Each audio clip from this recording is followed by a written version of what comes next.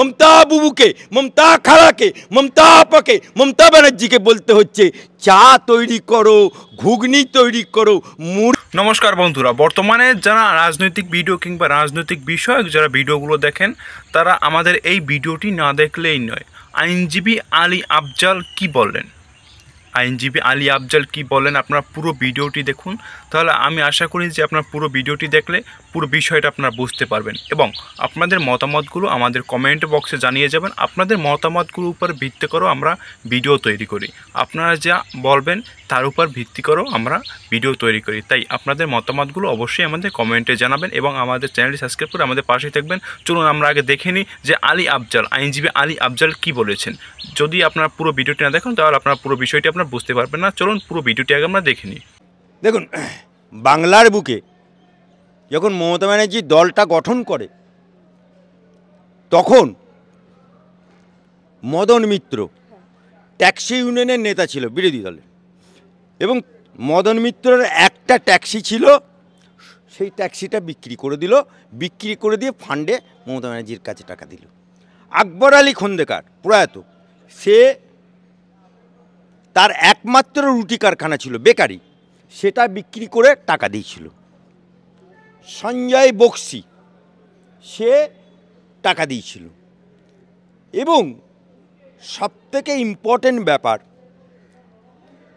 দলটা যখন ক্ষমতায় আসলো বামপন্থকে হারিয়ে, তখন আমি 5টা লোকের নাম না বলে আমি পারছি না, এই কারণে তাদের এই তৃণমূলের দলের প্রতি অত্যন্ত সহযোগিতা ছিল এবং বামপন্থকে হটানোর জন্য তাদের ঐকান্তিক সহযোগিতা ছিল।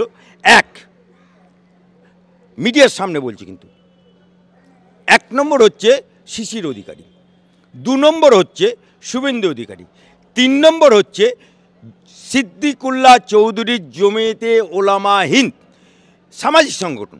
এই জমিয়তে ওলামা হিন্দের মাধ্যম দিয়ে সিদ্দিকুল্লাহ চৌধুরী এই যে প্রতিটা পাড়ায় পাড়ায় গ্রামে গ্রামে মুসলমানদেরকে সিপিএমের যে কংক্রিট ভোট লালে লাল ছিল, সেই লালে লাল ভাঙন ধরিয়েছিল সিদ্দিকুল্লাহ চৌধুরী জমিয়তে ওলামা হিন্দের।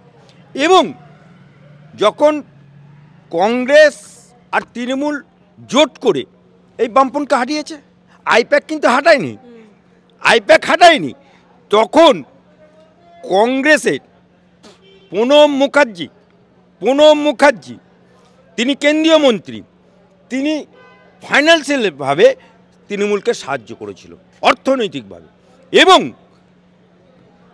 গ্রামে গ্রামে বুথে বুথে এবং প্রতিটা বিধানসভায় প্রতিটা অঞ্চলে সেন্ট্রাল ফোর্স যদি না দিত প্রণব মুখার্জি নির্বাচন কমিশনের মাধ্যম দিয়ে, তাহলে মমতা দিদি থেকে দিদিমা হয়ে যেত, মুখ্যমন্ত্রী হতে পারত না।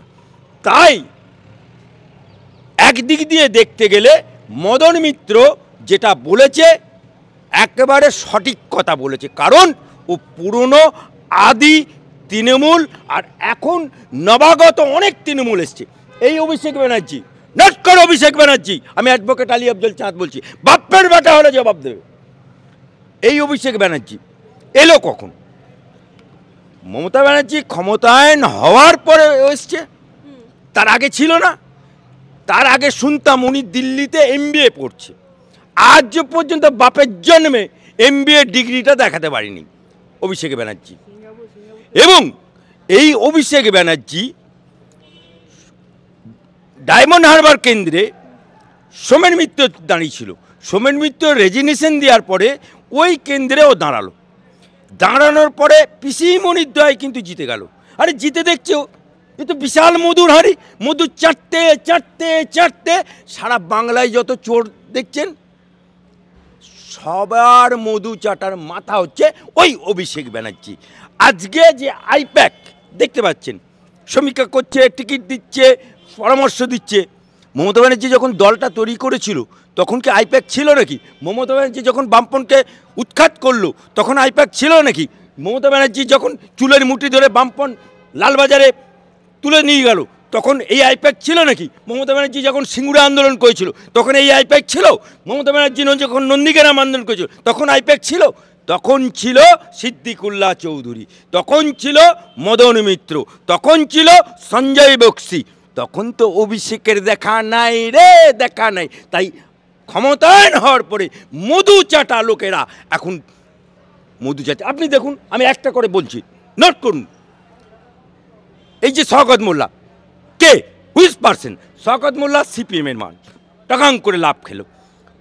আপনি দেখুন রেজ্জাক মোল্লা কোথাকার? সিপিএম থেকে আসা। উদয়ন গুহ কোথাকার? ফর্ট ব্লক থেকে আসা। আজকে দোলা সেন কোথাকার? নকশাল থেকে আসা। ব্রাত্য বোস কোথাকার? নকশাল থেকে ঘনিষ্ঠ আজকে। সুতরাং এখন এরা সবাই এই যে শাহজাহান বামপন্থীর আমলে টেকারের টিকিট টিকিট টিকিট করে বেড়াতো, যেই তৃণমূল এসে গেল বামপন্থ ছেড়ে অমনি সিপিএম ছেড়ে তৃণমূলে যোগদান করলো, পঞ্চায়েত সমিতির কর্মাধ্যক্ষ হয়ে গেল, হওয়ার পরে মৎস্য দপ্তরের কর্মাধ্যক্ষ হওয়ার পরে শাহজাহান তো শাহজাহান বিরাট বাদশা হয়ে গেল, বিশাল বাড়ি। বামপন্থ আমলে কিন্তু টেকারের টিকিট টিকিট করতো। হওয়ার পরে সে এত বিশাল বাড়ি তৈরি করলো যে সেই বাড়িতে সে পার্টি অফিস করলো। সেখানে আবার বলতো চিকন চাকুন ডাকুর ডুকুর চাই। সেই চিকন চাকুন ডাকুর ডুকুর মেয়েদেরকে দিনের বেলায় শাহজাহান বাহিনী গিয়ে দেখে আসতো, তাদেরকে তুলে আনতো কি না পিটে করার নাম করে। আজকে যারা তৃণমূল করছে সেই তৃণমূল আর আগেকার, আপনি নোট করুন, মমতা ব্যানার্জির নামের পাশে ছিল সততার প্রতীক, আছে? নো। মমতা ব্যানার্জির নামের পাশে ছিল ডক্টরেট, নো। মমতা ব্যানার্জির ছিল অগ্নিকন্যা, আছে? নো। তাহলে আজকের তৃণমূল অভিষেক ব্যানার্জির নবাগত আইপ্যাকের তৃণমূল, আদি তৃণমূল, সততার তৃণমূল ভ্যানিস। মদন মিত্র বলছে যে টাকা দিলেই এখন পদ কিনতে পাওয়া যায় আমাদের দলে, মানে তৃণমূলের টাকা দিয়েই সব হয়। এখন তো টাকার জোরে তৃণমূলের বুড়োর বিয়ে হচ্ছে। আপনি বলুন, মমতা ব্যানার্জি যাই নাকি সততার প্রতীক হিসেবে মানুষ ভোট দিয়েছিল, সেই মমতা ব্যানার্জি মদ খেয়ে মরে গেল যে বলছে 2 লাখ টাকা, অবার মাকে বলছে আমি তো 10 লাখ টাকা দিতেই পারি। তা সব কিছুই কি টাকা দিয়ে কেনা যায়? আজকে একটা পঞ্চায়েতের মেম্বার হতে গেলে 20 লাখ টাকা দিতে হয়, একটা এমএলএর টিকিট হতে গেলে 1 কোটি টাকা তৃণমূলে দিতে হয়। এ কালচার চালু হয়েছে কবে থেকে? এ কালচার ভুয়ো 7 লক্ষ ভোটে জেতা আলালের ঘরের দুলাল লালু ভুলু সেই অভিষেক ব্যানার্জির আমল থেকে চালু হয়েছে। এবং সেখানে দেখা যাচ্ছে যে সোহম চক্রবর্তী, নুসরাত জাহানের মতো নায়ক নায়িকারা মহানায়ক মহানায়িকা অ্যাওয়ার্ড পাচ্ছে, এদিকে ইন্ডাস্ট্রি বন্ধ হয়ে যাচ্ছে। 6 মাস আগে দেখেছিলাম কাজ বন্ধ হয়ে গেছিল ফেডারেশনের সঙ্গে টেকনিশিয়ানদের সমস্যার জন্য, আবার দেখলাম বন্ধ হয়ে গেল। বলেছিল যে মিটিং করে সব ঠিক করা হবে, কিন্তু কিছু ঠিক করা হলো না। একটা কথা বলছি, মা বুড়া খালারা মাসিরা আমাকে ক্ষমা করে দেবেন, গোস্তাকি মাফ করবেন, আমি সবার মায়েদের কাছে ক্ষমা চেয়ে নিয়েছি, কিন্তু বন্ধা নারীর বাচ্চা হয় না।